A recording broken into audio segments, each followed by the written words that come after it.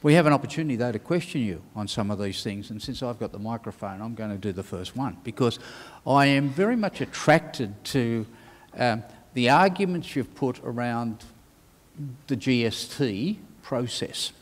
And as you've alluded to, we have a new Prime Minister.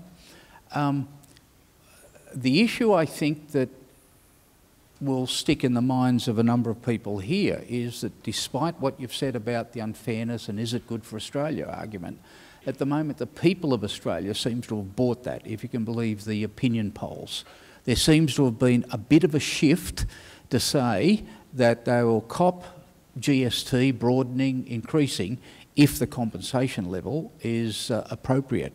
Do you have a response to sort of the pollsters on that? Well Stephen, I very much doubt that the Victorian community or the Australian community are actually saying, you can take money with one hand provided you give it back to me with the other. Like, that's not reform. It's definitely change, but it's not reform. What are the proceeds of this new transaction? What are the proceeds of this different tax mix, a different base? And if it's not better services, if it's not every likelihood of strong growth, if it's just that it's more efficient, well, yes, that's not an unimportant point, but I don't know that necessarily people in towns and suburbs across the nation are lining up for that reason alone. Be in no doubt, I understand, I know only too well, this is a ruthlessly efficient tax. You set it at the number, it'll get you the revenue that you're after. Be clear about that, there's no doubt about that. But it has no regard for a person's capacity to pay, and it can't be retrofitted. The compensation, if you are truly compensating people, well, where's the windfall? You'd have to broaden the base, wouldn't you? And all of a sudden there's a whole range of inequities that are embedded within that. I've said, however, we would not support, for our part, any change to the GST, but in the event that a federal government were elected on a platform and had a mandate to do it, well then that's a different issue. I'd hope that we can have a much more mature and adult conversation with some actual detail about what's going to be in a tax package. Let me just answer it. I'll give you another point of view. The new Federal Treasurer talks about it's a very big table, but apparently there's no room on that table, even though we've got a health crisis, massive cuts coming down the pipe from Canberra. There's no room on that big table for a Medicare levy increase. When the last time I looked, the Medicare levy was a relatively equitable way of funding healthcare. That doesn't make any sense to me. It doesn't make any sense at all. Superannuation changes, they're not on the table either, it would seem. Most of the things that are in the Henry Review up on the shelf gathering dust, none of those are on the table. It's a big table, but there's not very much on it. It seems GST, bracket creep, tax cuts for those top two marginal rates, maybe a company tax rate cut, and the scraps can go to health. I hope I'm wrong in that. Maybe all the talk out of Canberra is not actually right. You'd have to speak to the federal government about that. I'll come to your point about your suggestion around the Medicare levy being increased. Australians are a very generous group. I think it was the Gillard government that increased temporarily the Medicare levy to pay for the disasters that came from the cyclones and so on in far north Queensland. But the fundamental problem is that whilst we all do pay that Medicare levy, it goes to consolidated revenue. It's not hypothecated for health. And as a consequence, the premise of your argument around funding health in the future, and I have to say you have an ally in every state premier that's spoken at CEDA, particularly your colleague north of the Murray, Indeed, who has used charts and diagrams and every bell and whistle he could illustrate the fact that this massive problem coming down the turnpike affecting an ageing population but paying for health care has to be the fundamental centrepiece, as you've said, for any of these discussions about reform. But this is where, Stephen, the thing is this. We need to be prepared to earn this. We need to be prepared to demonstrate that in the event that we were to receive a windfall around health funding, we could invest it wisely. And the conversation we've been having in recent months, since that leaders' retreat with Prime Minister Abbott some months ago, we've been doing some pretty intensive work with other colleagues around, there's about 300,000 Australians who get admitted to hospital every year and they don't need to. So they go from relatively low cost levels of care, we put them into the highest cost level of care. That's not good for them, it's not good for the bottom line. It's not good for outcomes. Simply reorganising elements of the hospital system, a better interface between primary care funded out of MBS and the Commonwealth Government and acute care funded by the states, better outcomes, efficiency, setting some realistic goals. Back to John Howard's language about one reform at a time. Maybe we can't have one big bold swoop that fills that entire health hole, if you like. Maybe there has to be more gradual, more concerted, just a sense of realistic attainment of goals that you set, one step at a time, for want of a better term. We would need, I think, all of us as states need to demonstrate to the Commonwealth and to the Australian community that there are efficiencies, there are improvements we can make, there's a dividend, if you like, a yield out of better practice. And that, I think, would give us the permission to say, right, we want to go further, and to do that, we need to do something modest but progressive with the Medicare levy. And there are many other ways you can do this. There are many other options. I'll just draw you back. You mentioned the Queensland, where there was some, if you like, material aid funded out of a short-term increase in the Medicare levy. The other thing we did, of course, the other thing made possible through an increase in the Medicare levy is the National Disability Insurance Scheme. So that, to me, says if you argue the case well, if you are prepared to win the argument and lead, the Australian community will support you. If it's worthy work that you're hypothecating to, then I think you can win support. Why would you run around trying to win support for a series of tax changes that are not reform, don't necessarily benefit the country and are unfair? Wouldn't we all be better to expend our capital and our energy running a proper debate about more efficient, more effective service delivery, services that, by the way, no matter where you live or what you do for a living, we all need or will need at some point in our lives? You'll be pleased to know that CEDA's research agenda at the moment is tackling those very questions about the Big Bang Theory versus a series of reforms, and we'll have something to say about that in both April and June of next year. My final question, though, goes to something also that you touched on, Premier, and that is responsibilities about different levels of government and what you clearly see as the fundamental big levers for economic reform that have already been pulled years ago. Therefore, the limitations that are on federal governments, but consistently, therefore, states being asked to pick up some of those challenges. You'll recall that a couple of years ago, CEDA produced a report on a federation for the 21st century. And at the time, we said that both the discussions around the tax reform agenda that the government led by Tony Abbott was talking about, and also the issue around a federation for the 21st century, and therefore assigning responsibilities appropriately where services could be delivered, needed to run in parallel but ultimately come together. With your COAG hat on and going to a COAG meeting shortly, I mean, can you say something about just whether you think the paths are going to eventually cross? Might be a COAG helmet after the comments I've just made. But anyway, look, we do hope that it'll be the Prime Minister's first COAG, and no doubt it'll be a respectful and hopefully a productive discussion about lots of that work that's been going on. And we divvied this up amongst states. We've been doing the health work with Tasmania's support. We've also been helping WA around a whole range of vocational education and training. Jay in South Australia has been looking after early childhood education. Anna and Mike have been doing some work around tax and looking at different ways in which you might deal with the revenue challenges that we face. It's all been, it's a pretty productive process. Exactly the status of that process from one Prime Minister to the next, that'll be part of the things we talk about. The taxation white paper process, you're right to say these things can be separate, but they've got to come together at some point. Again, I'm not being critical, but obviously moving from one Prime Minister to another, there's a little bit of uncertainty about the exact status of some of that work. But again, the most important thing to do is to be focused on the outcome and get on and get things done. And there's no shortage of good ideas. There's no shortage of good people who are prepared to give their time and their energy, their wit, their world experience, the lived experience, their expertise. We have to harness that. And I do think realistic goals, if you like, not trying necessarily to cure everything, not setting yourself in some respects up to fail, but not being meek either. It's got to be bold and it's got to be pretty clear. But set some goals, deliver, I think that gives you enormous permission. It gives you public support, and if you harness that, you can achieve great things. Great things. But it's all based on good ideas and hard work, and I think realistically setting goals, rather than the interminable conversation almost for its own sake. That doesn't do anyone any good. Thank you, Premier. The opportunity now for questions. I have at the back some people walking around with microphones. If you do have a question, please raise your hand if you can signify who you are. And now I see you standing. That's good. And put the question rather than a statement to the Premier. Thank you.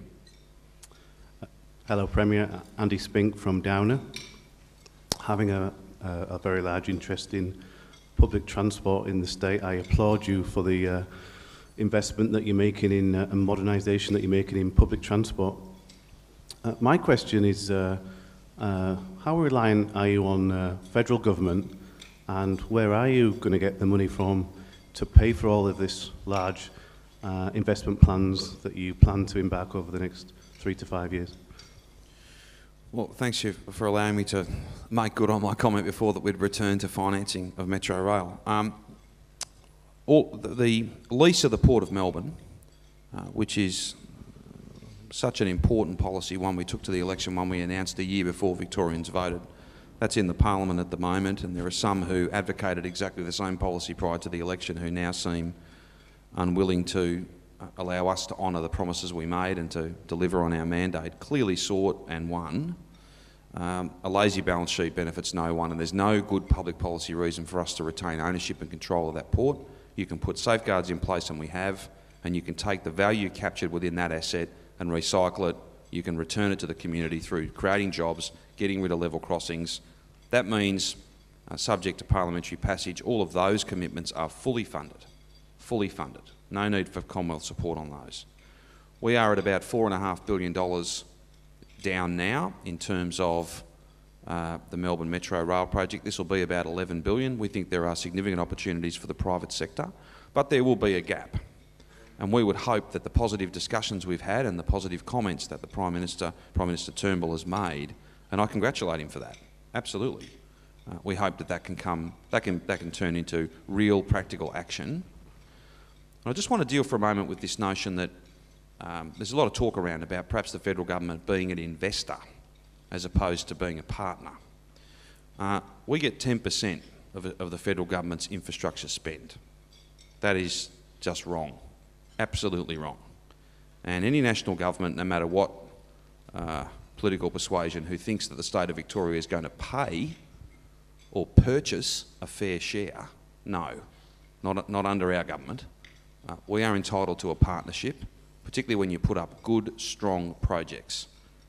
We've had the same government, albeit under a different leader, more than happy to be a partner in projects that didn't stack up.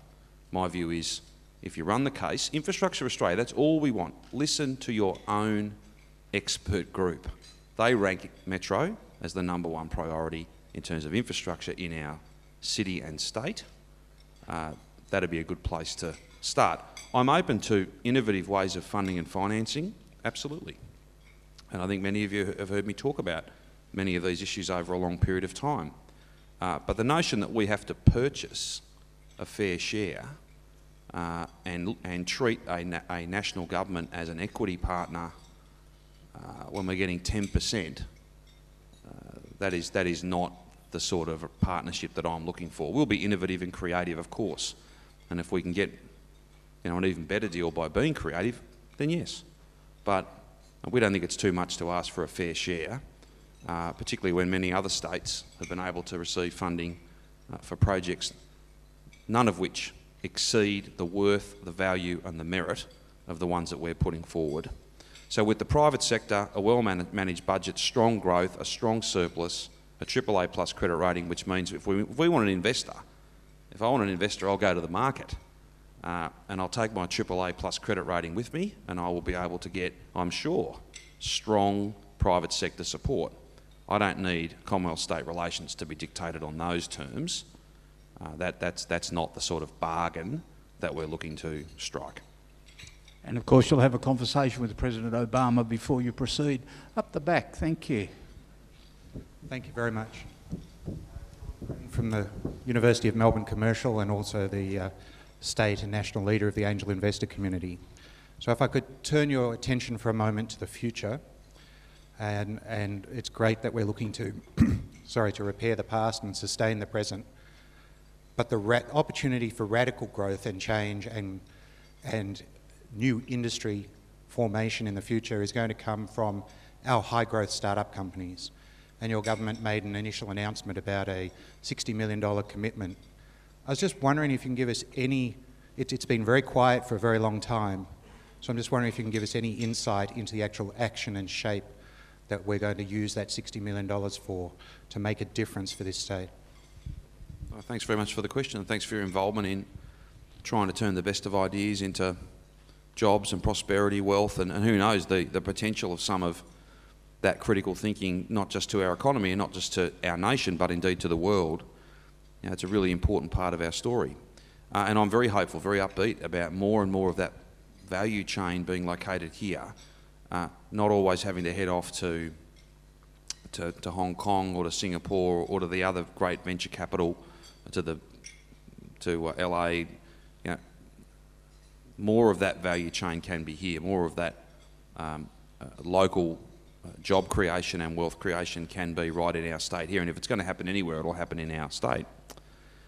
The $60 million commitment to a startup initiative, you'll see us make announcements very soon about a governance model.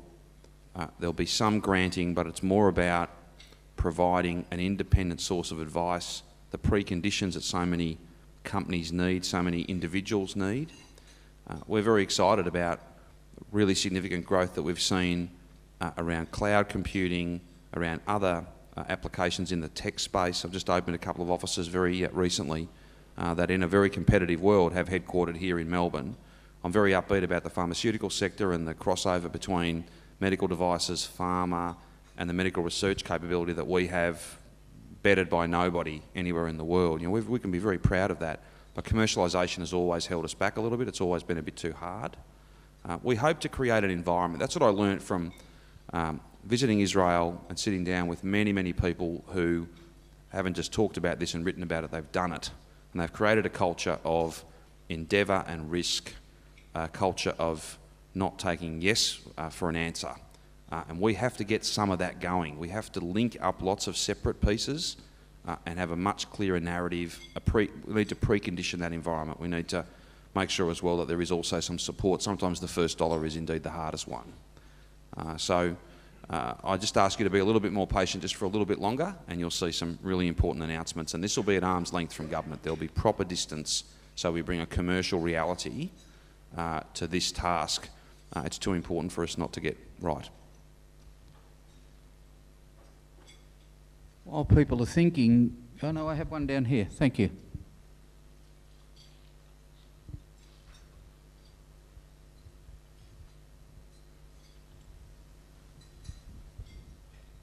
Tony Canavan from EY.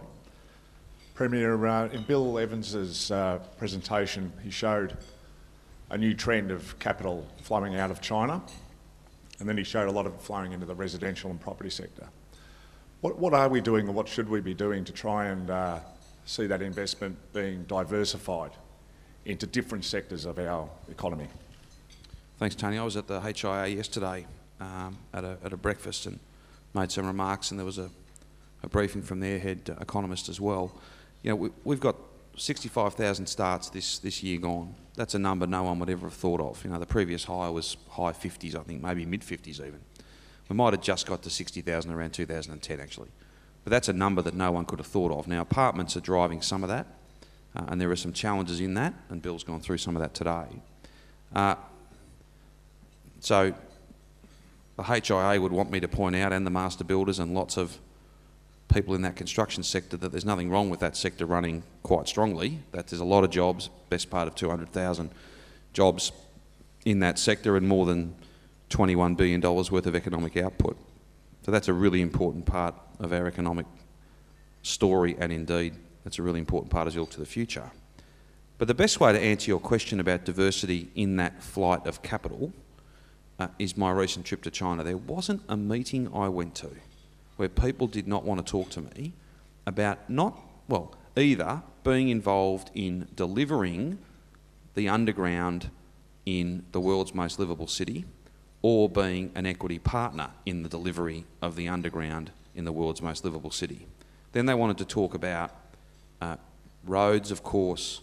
They wanted to talk about aged care and tourism infrastructure and the visitor economy. The appetite, the interest in investment and taking positions beyond residential was absolutely obvious to us. And we had a few people that came with us, so Harold Mitchell, Glyn Davis, there's quite a few others that visited, not a small group, but I think all of us were quite struck by just how much interest there was. And that speaks to the way we're viewed as a quality, as a quality place to invest, where you can be certain about stability, and where the government, I think, hopefully we've sent some messages in these last 12 months that there's a bit higher work rate, we're doing a bit more energy, and it's also a product of them wanting to, if you like, have a broader outlook, or to diversify that investment pattern, as you put it. What can we do beyond that? Well, we can keep putting good projects to the market that stack up and that have got good, strong business cases, and we can keep making decisions that give us a long-term order book, no matter what the product, whether it's rolling stock, social infrastructure, economic infrastructure. The other thing that might help as well is if we were to get that partnership I've talked about today and many other days with the federal government that was clear and certain and very much focused on outcomes. That'd be a nice precondition to a much stronger overseas investment market as well. I think there's a sophistication in Victoria that maybe is not replicated in other parts of our nation or the world. I think we understand just how important foreign investment is within a framework, and we should make the absolute most of that. Premier, I have one question over here. Thank you. Hi, John Woodland from Melbourne Water. Just building on the Chinese theme, what was the best advice you received over there, and how did that shape the strategy? I think the best advice was to make the most of our quality, to make the most of our current brand, not to try to reinvent that, but to make the most of it. And it's a big market, it's a very diverse and segmented market. And I think in some respects, my thinking was confirmed, those points I made earlier on about it's not transactional, or at least if it is, it'll always be limited. It needs to be much more about trust. It needs to be much more of a partnership rather than just a purchase. Can I add to that end? I'm full of praise for the national government. Andrew Robb has done a fantastic job around the China-Australia Free Trade Agreement, as well as other free trade agreements that he's been able to get away, and he should be very proud of that work. And I've been consistent in my praise for that agreement because it's good for Victorian jobs. Look at wine for a moment. Some of you, I'm sure, have enjoyed a drop. I hope it is Victorian now that I tell this story. I'm sure it is. Tariffs go from 20% to zero over the next four years. We ran a reverse trade mission, bought a couple of hundred buyers, and we sent them into each of the wine districts, each of the wine regions around our state back in May. We knew that if they stood in the vineyard, if they stood at the cellar door, then they could only be impressed by the quality and the story. It is a rounded product, if you like. I keep running into them everywhere I go, people saying, I'm off to China, I've just got back from China. We were at Brown Brothers on Wednesday, and Ross Brown, who's the head of the family and the head of the business, I said, how's that export going? And he says, I've just got back from Shanghai off the back of the trade mission you ran. That's only going to get better as those tariffs come down. We've seen similar, or there are forecast or now agreed tariff improvements in almost every product area, and of course the Shanghai Free Trade Zone being able to invest in China without an onshore equity partner. This is great for our services economy. We've just been talking at our table before I got up on the stage about the opportunities, the really once-in-a-generation opportunity in aged care, in healthcare, disability services, mental health, all the things that a rapidly growing middle class will want and expect, many of which are new. There's enormous potential beyond just products and partnerships around infrastructure and investment. It's also about skills and knowledge. And that's back to that key point. Having created the pathway through the Free Trade Agreement It's now for states largely to make the most of particularly vocational education and training and all of its export potential for us, either skills going to China or Chinese students in much greater numbers coming here. That's a long answer, but it's a complex issue, but the importance of visiting and understanding, the importance of trust and personal relationships, and the importance of not seeing this as a purchase, but instead a partnership, that I think was the best advice that I got. I have time for one final brief question. Thank you. Premier, it's Theo Theophanous. I was reluctant to ask a question given I'm a former industry minister, but what hasn't been mentioned today is manufacturing, and in particular what's going to happen as a result of many jobs, and estimates of 200,000 jobs being lost as a result of the decline of the motor car industry, many of them in Victoria.